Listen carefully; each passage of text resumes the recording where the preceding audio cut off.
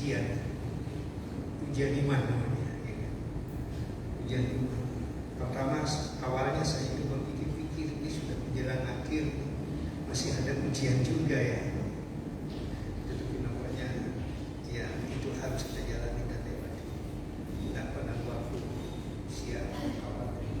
Saudara yang saya kasih dalam Tuhan,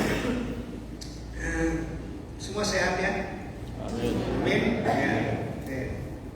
Puji nama Tuhan. Pada kesempatan ini saya ingin menyampaikan sebuah tema, yaitu saksi Kristus.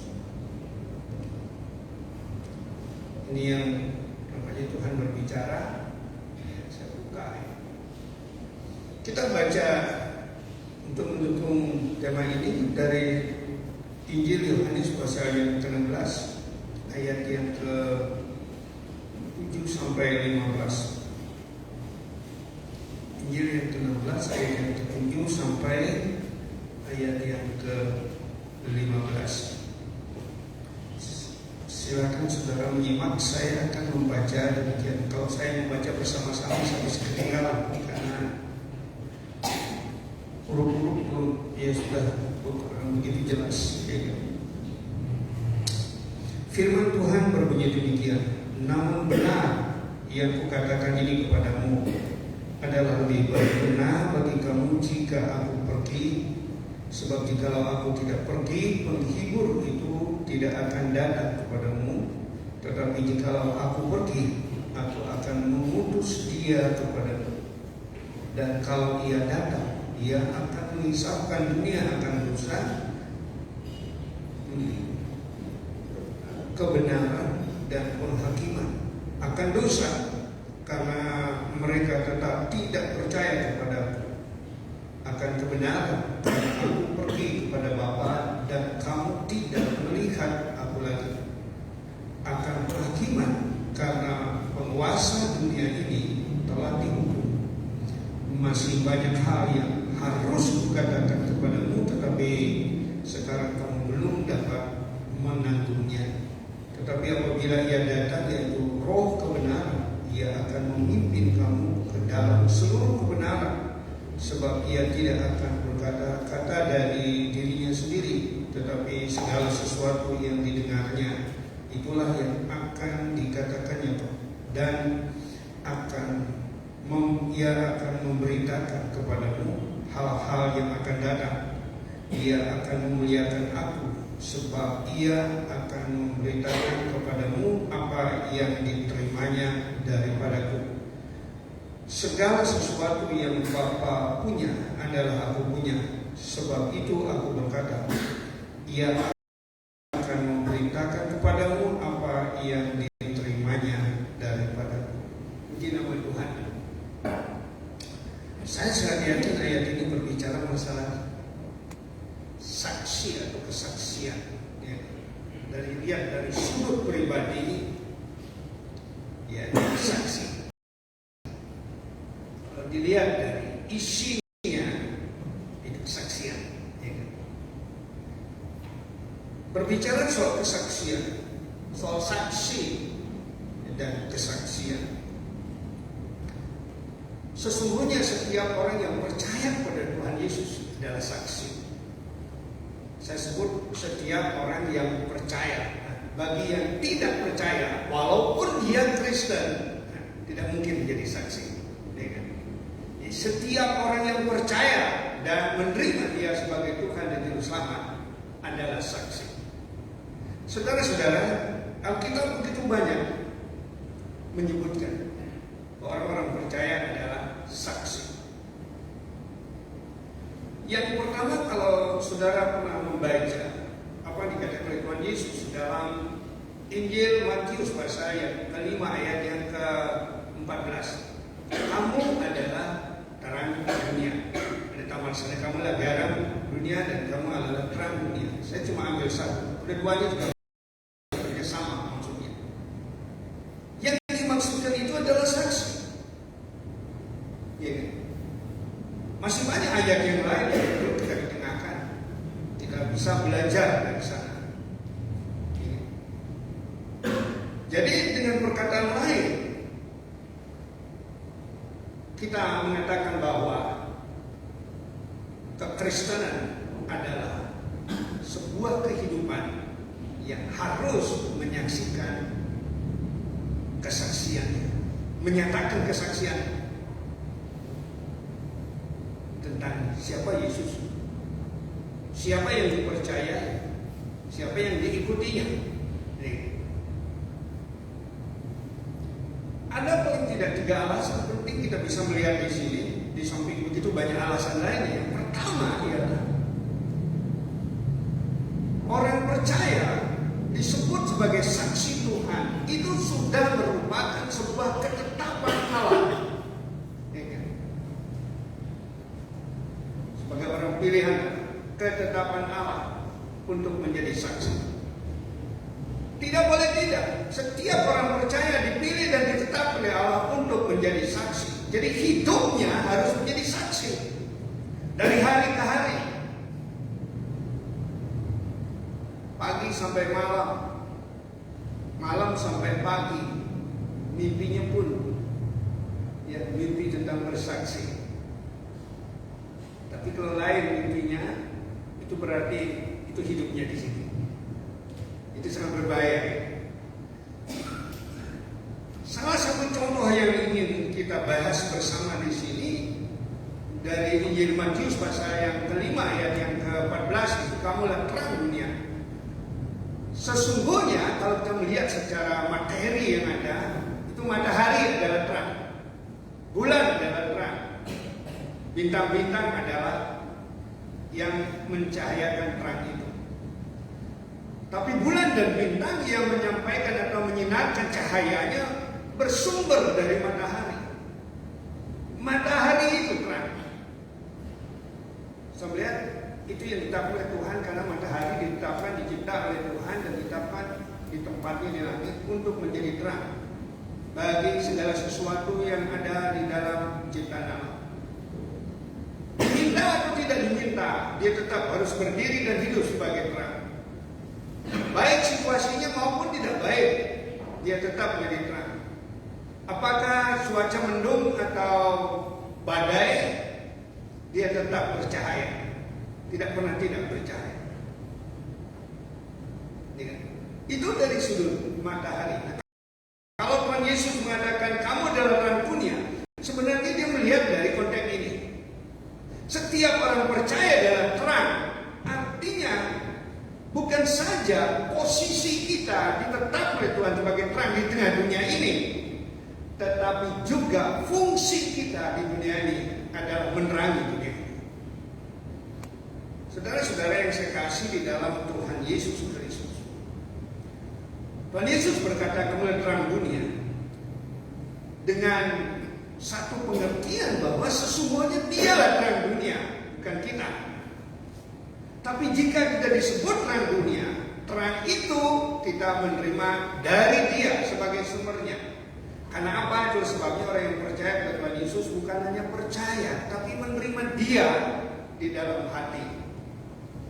Kehadiran Tuhan Yesus dalam hati kita sebagai Tuhan dan Juru Selamat sekaligus adalah sebagai terang dunia ini yang memungkinkan dan memampukan bukan saja kita hidup, tapi kita terus akan berperan berfungsi sebagai terang. Ini alasan yang pertama. Hidup Kristen harus menjadi terang, tidak ada kemungkinan lain.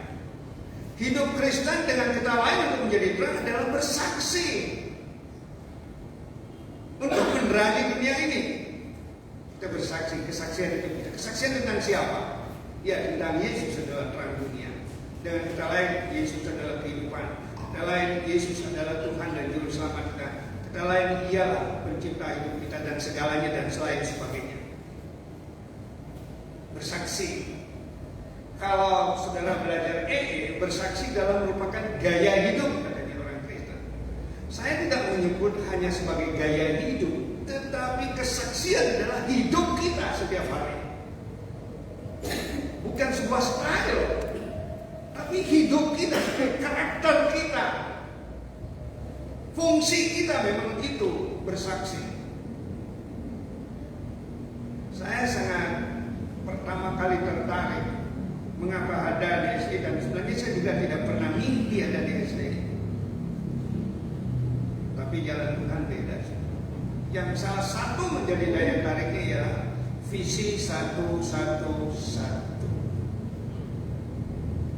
Kalau di Jogja itu setiap hari didengungkan di mimbar kapel, kelas-kelas, nampaknya setiap dosen berbicara tentang hal benar, dan itu yang membakar hati saya, menjadi saksi. Nah, menjadi saksi apa yang menjadi pokok pikiran, bahasa maupun berita kita untuk menjadi saksi?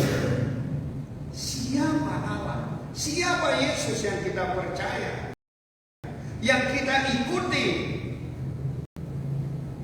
yang kita imani setiap hari? Memang ada kesalahan kekristenan atau khotbah barangkali yang didengar. Saya sering melihat atau mendengar kata-kata ini. Kalau di gereja salehnya luar biasa, kekristenannya nampak jelas. Dalam keterlibatan berbagai skill yang harus diberikan di gereja, apakah musik, puji-pujian, memimpin pujian, song leader, back singer, dan lain sebagainya. Ya. Tapi kalau sudah di luar gereja lain lagi. Ya, rohaninya cuma di gereja, tetapi di luar beda. Tidak sederhana. Itu semestinya adalah karakter di gereja dan di luar gereja, di dalam gedung, di luar gedung, bersama dengan sebuah himpunan orang percaya ataupun di luarnya. Hidup kita karakternya menjadi saksi Kristus. Saya pikir ini yang menjadi tekanan penting di dalam berdirinya STTI dan kelanjutannya, kelangsungannya, ya, untuk menjadi saksi. Setiap dosen, setiap mahasiswa, siapapun mereka harus nampak karakternya, posisinya, hidupnya selalu menjadi saksi. Tidak ada hari tidak bersaksi. Itu slogan yang diberikan atau yang sering kita dengar di YE. Tidak hari tanpa saksi, bersaksi terus sampai Tuhan datang. Ini alasan yang pertama ya. Apakah kita benar-benar telah mengalami ini, menerapkan dalam hidup kita bahwa kita saksi? Jangan sampai banyaknya mata kuliah, jangan banyaknya paper, tugas-tugas yang numpuk, jangan karena banyaknya apalagi skripsi. Nah, ini bisa diabaikan. Enggak, saudara. Ini kesaksian saya di Jogja. Saya di Jogja cuma 2 tahun. Saya diminta oleh dosen di sana untuk ambil S2-nya, MDiv sampai. Saya tidak mau. Nah, hidup saya dari muda tidak biasa bergantung pada orang. Kalau saya mau beasiswa, saya sudah dulu dapat beasiswa. Di Malang, teman-teman saya banyak di RMT, ada World Vision di BVI. Pak Nyoman kalau nanti sudah diterima, tolong infokan saya, kami dukung Bapak. Saya nggak biasa berharap pada orang, ya kan? Karena saya tidak mau kecewa, ya gitu. Itu yang masalahnya. Itu diterima, saya bilang, Pak, saya cuma 1 tahun gitu. Saya pikir dulu melanjut itu transfer saja. Saya pikir cuma 1 tahun, ternyata 2 tahun. Kalau 2 tahun rugi. Setelah saya hampir tamat baru saya tahu. Makanya teman-teman yang di sana, kenapa nggak ambil S2-nya? Ya, saya nggak ada cukup dia. Jipaku aja kan. Tapi saudara, untuk 2 tahun, 1 tahun waktu saya hilang percuma karena bergabung dengan sebuah gereja dan tidak jelas ininya, jadwalnya pemerintah. Saya sudah kenal baik sama Tuhan. Habis itu akhirnya saya mengundurkan diri di sana. Jadi saya harus bergabung di mana ada gereja juga yang menampung, tetapi tetap tidak ada transportasi 1 sen pun saudara. Saya kelilingi 7 desa di dekat Candi Prambanan, pemerintah kita Sumedaya. Itu 7 desa saya kelilingi, jalan kaki, tidak ada motor. Frustrasi, 7 keliling karena 7 desa dikelilingi, banyak yang mengaku percaya setelah diinjili, tapi tidak satu pun yang mau bertobat. Tapi soal makan minum jangan ditanya. Saya kalau sudah masuk rumah mereka pasti makan. Pertanyaan di sini, Pak, jangan ke sini kalau tidak mau makan. pernyataan-pernyataan. Kalau sudah di meja itu, Pak tolong Pak Pendeta pimpin makan, pimpin doa makan. Itu udah musuh. Tidak ada satu jiwa. Saya frustrasi dan Tuhan menunjukkan tempat lain. Dan Tuhan berikan 18 jiwa sekarang menginjil. Bukan saya. Itu melalui sebuah penglihatan yang saya terima dan kemudian juga setelah bawa puasa 3 hari 3 malam non-stop. Perut lapar belajar di SD, tetap belajar.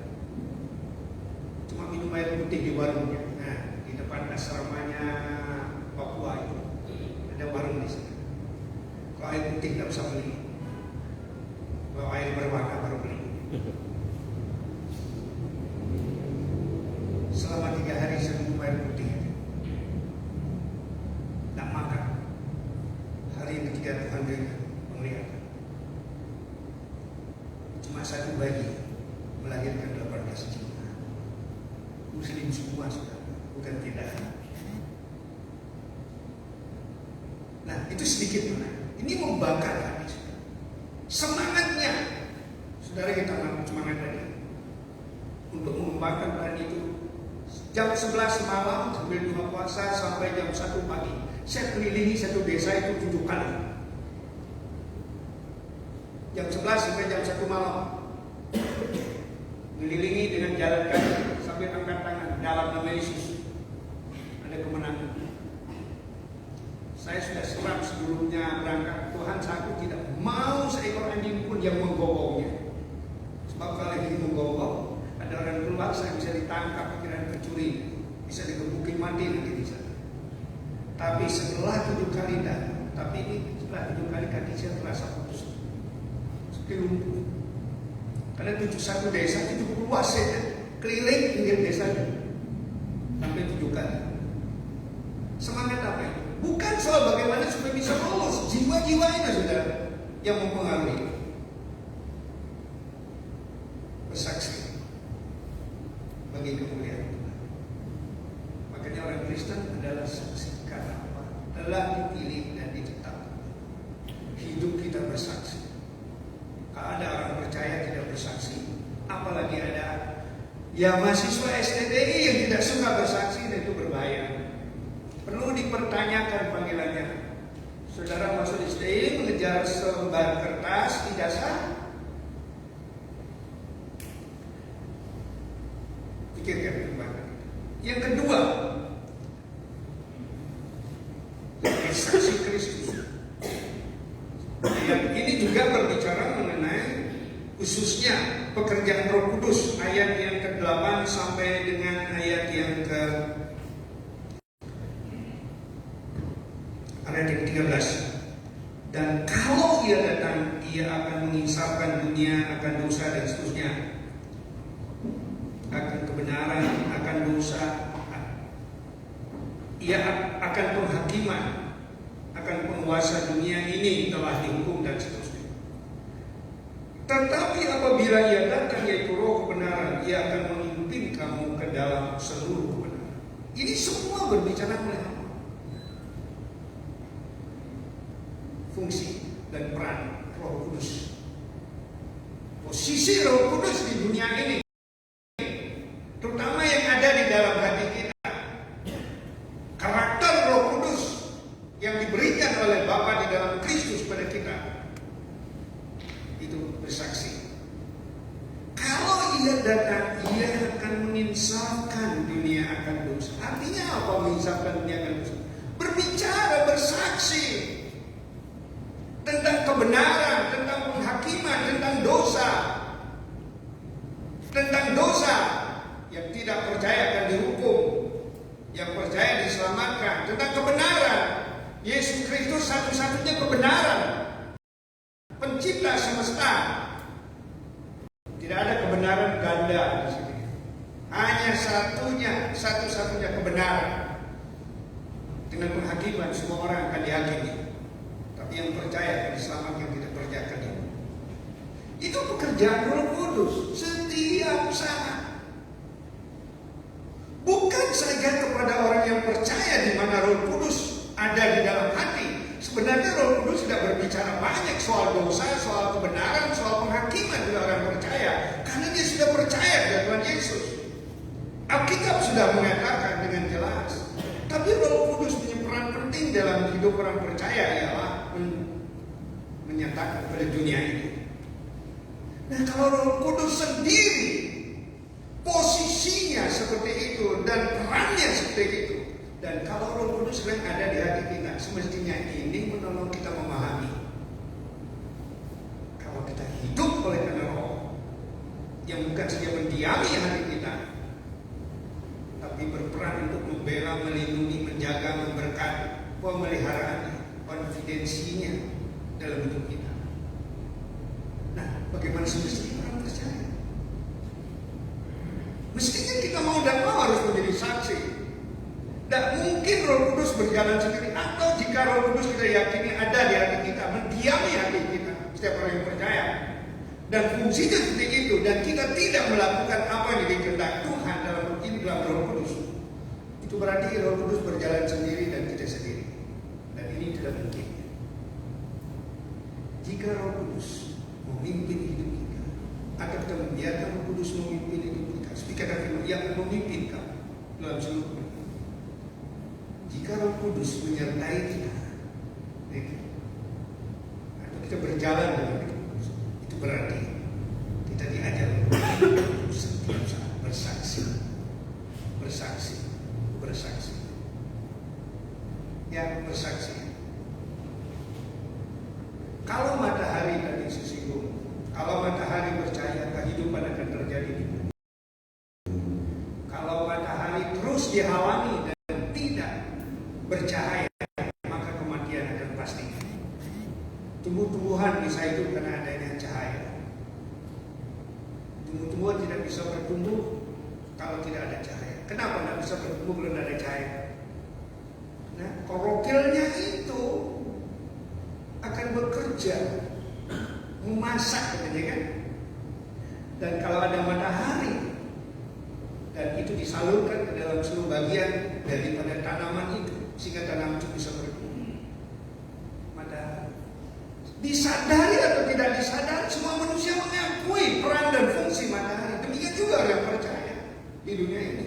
Orang itu sadar atau tidak sadar, kehidupan kekristenan yang menjalankan fungsinya sebagai saksi-saksi Kristus itu pasti membawa dampak perubahan.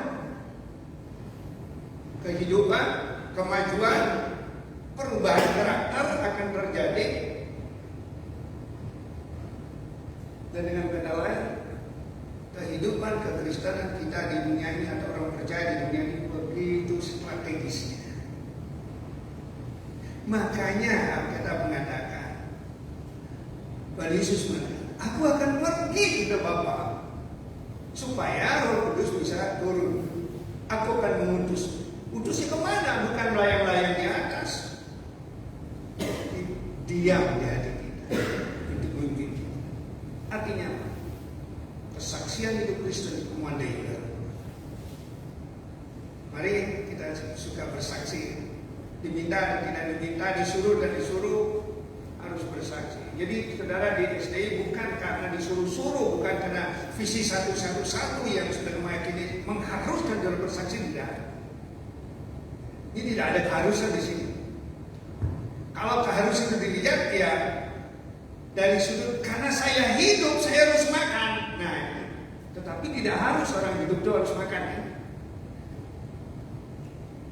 Lihat makannya dulu. Karena Tuhan Yesus berkata, manusia tidak hidup hanya oleh roti saja, tapi oleh tiap roh yang tiap roh yang datang dari Tuhan. Artinya ialah kesaksian merupakan prinsip, kesaksian merupakan kehidupan. Mari kita saksi. Ketiga yang saya melihat di sini ialah ayat yang ke-14, ia akan memuliakan aku sebab ia akan memberitakan kepadamu apa yang diterimanya daripadaku. Roh Kudus akan memuliakan Tuhan Yesus dengan jalan ialah menyaksikan. kepada umat percaya, memberitakan umat percaya apa yang diterima dari Bapa. Demikian juga kita, saksi Kristus. Ini yang ketiga di sini, kita akan diberi kesempatan atau menerima kesempatan untuk memuliakan Tuhan dalam hidup kita. Memuliakan Tuhan dalam hidup kita dimaksudkan di sini ialah jika kita melaksanakan hidup, peran kita hidup sebagai saksi Tuhan, bersaksi dan bersaksi, itu adalah sebagai bukti, sebagai pertanda kita sedang memuliakan Tuhan. Artinya melakukan perintah Tuhan, mentaati firman-Nya. Kita tidak bisa berkata, aku melakukan kok firman Tuhan, atau saya mendengar firman Tuhan.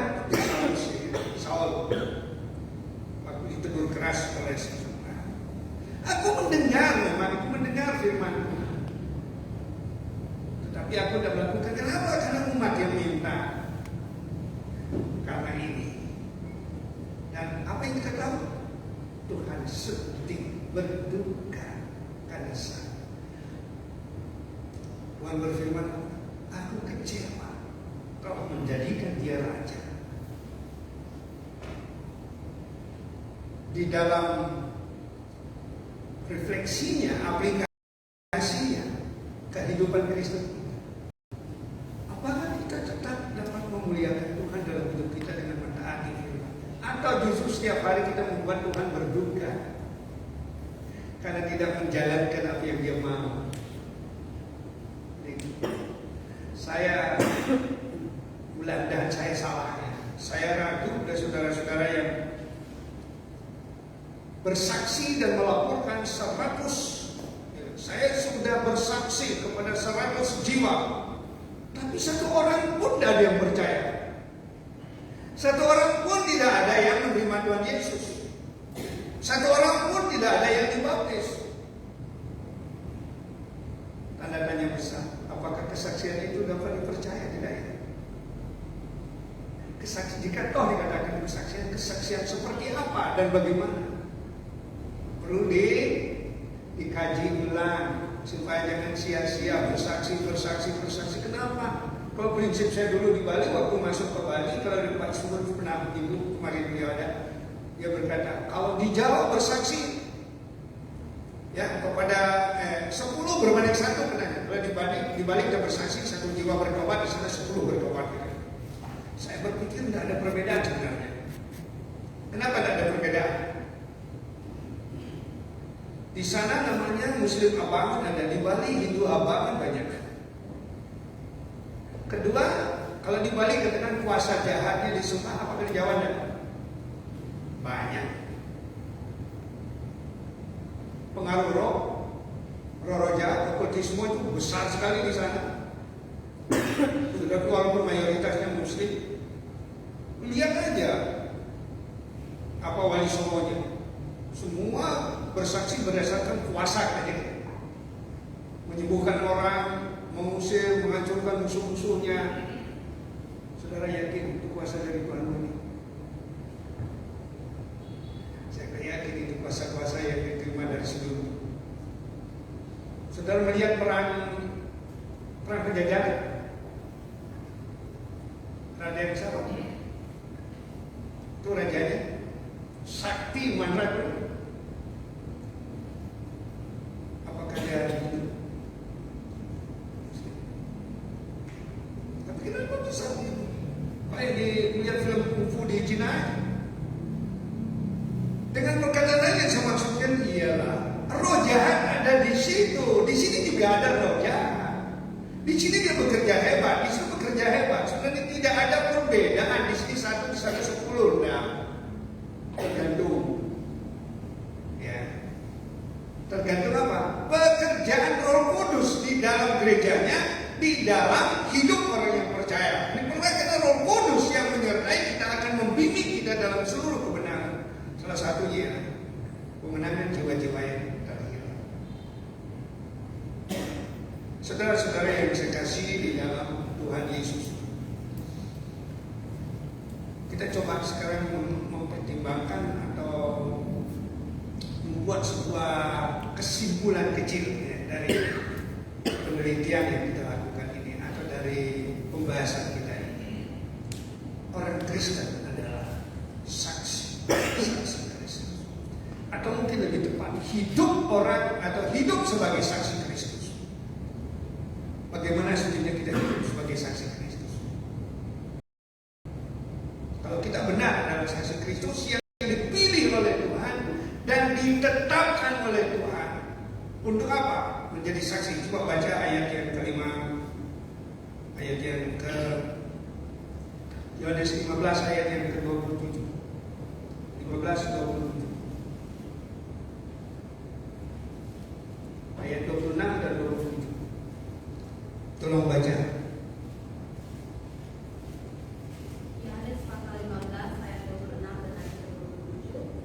Jikalau pengikut yang akan diutus dari Bapa datang, yaitu Roh kebenaran yang keluar dari Bapa, ia akan bersaksi tentang aku. Tetapi kamu juga harus bersaksi karena kamu dari semula bersama-sama dengan aku. Iya, kamu juga harus bersaksi karena sejak semula kamu sudah hadir. Tuhan terpilih, Tuhan sudah tetapkan untuk bersaksi. Tuhan Yesus bersaksi, Roh Kudus bersaksi kalau dia. Nah, kita semestinya, apalagi dari menerima Roh Kudus, akan bersaksi dengan perkataan dia. Mari kita yakini benar ya, untuk dapat hidup sebagai saksi. Tuhan telah memilih dan menetapkan kita sebagai saksi. Dan yang kedua, Roh Kudus yang mendiami hati kita akan membantu kita mengerjakan apa yang menjadi keinginan Allah, yang memuliakan Allah. Karena dikatakan di dalam ayat ini tadi yang kita baca dalam ayat yang ke 13 bahwa Roh Kudus 14, ia akan memuliakan aku sebab ia akan memberitakan apa yang diterimanya, apa yang dilihatnya. Yang kedua di sini tidak ada alasan tidak hidup menjadi saksi Tuhan. Karena apa? Roh Kudus sudah diberikan. Roh Kudus sudah ada di hati kita. Roh Kudus sudah mendiami hati kita, dan dia siap untuk memimpin kita dalam seluruh kebenaran, dan juga siap memimpin kita dalam seluruh kehendak Bapa di dalam Kristus untuk keselamatan jiwa-jiwa yang terhilang. Jadi kehadiran kita di STI bukan sekedar nanti menambah jumlah pendeta-pendeta yang akan melayani di gereja, tapi untuk memperbanyak dan sekaligus memperluas pengaruh kesaksian umat Kristen pada jiwa-jiwa yang terhilang. Sekarang banyak gereja muncul dengan merek yang beda-beda, yang baru, bahkan ada yang keren. Tempat-tempat ibadah juga, dari tempat yang biasa sederhana sampai pada hotel yang modern dengan sewa hotel yang mahal. Mungkin saja ada kerjasama bisnis di dalamnya, ya kan? Nah, kolektornya sekali kolektor berapa banyak nanti. Nah, kalau demikian pikirannya kalau sudah bisnis, gereja baru ini dipenuhi dengan siapa, saudara? Jiwa baru kan? Baru pindah ke sana. Itu jiwa lama, cuma pindah gedung aja.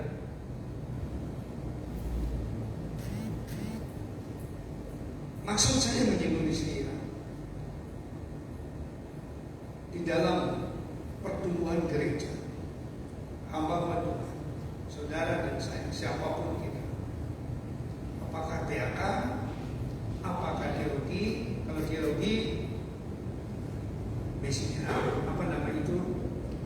Tempatnya pasti di gereja, uangnya di gereja, pelayanannya di gereja, ladangnya di gereja. Tapi kalau PAK, orang gereja tapi ladangnya di sekolah. Beritanya sama. Ya, saudara-saudara PAK siapkan diri mana? Ladang saya bolak-balik minggu di gereja. Kalau tidak bisa menyelam seberapa, buka bimbel. Bukan untuk cari uang, tapi itu dapat melayani jiwa-jiwa yang datang. Tapi uang juga akan dapat bagian juga. Ya, untuk PAK ini.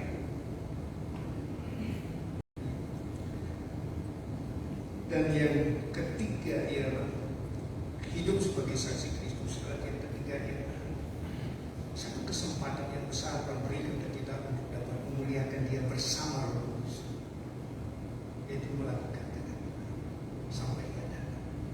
Siap ya? Ini pelayanan kita. Jangan pergi ke pelayanan nongkrong di gereja, ataupun pergi dari gereja hanya sekedar supaya jangan kelihatan di gereja, supaya yang ditegur oleh gembala. Keliling-keliling nggak tahu nongkrongnya di mana, enggak ya. Tahu lah pasti. Saudara pergi dari gereja pasti belum jiwa-jiwa yang tergerak. Amin ya. Amin ya.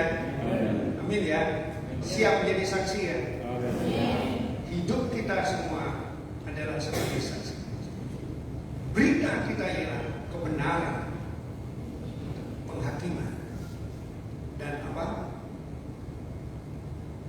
Mengenai apa kata firman Tuhan di sana tadi yang kita baca? Ya, menginsafkan dunia akan dosa. Kita tidak bisa berbicara tentang dosa ke dunia kalau hidup kita juga masih hidup di dalam dosa. Ya, pelihara kekudusan itu, jaga kekudusan itu, Roh Kudus kan. Mari kita bangkit berdiri dan kita akan berdoa bersama.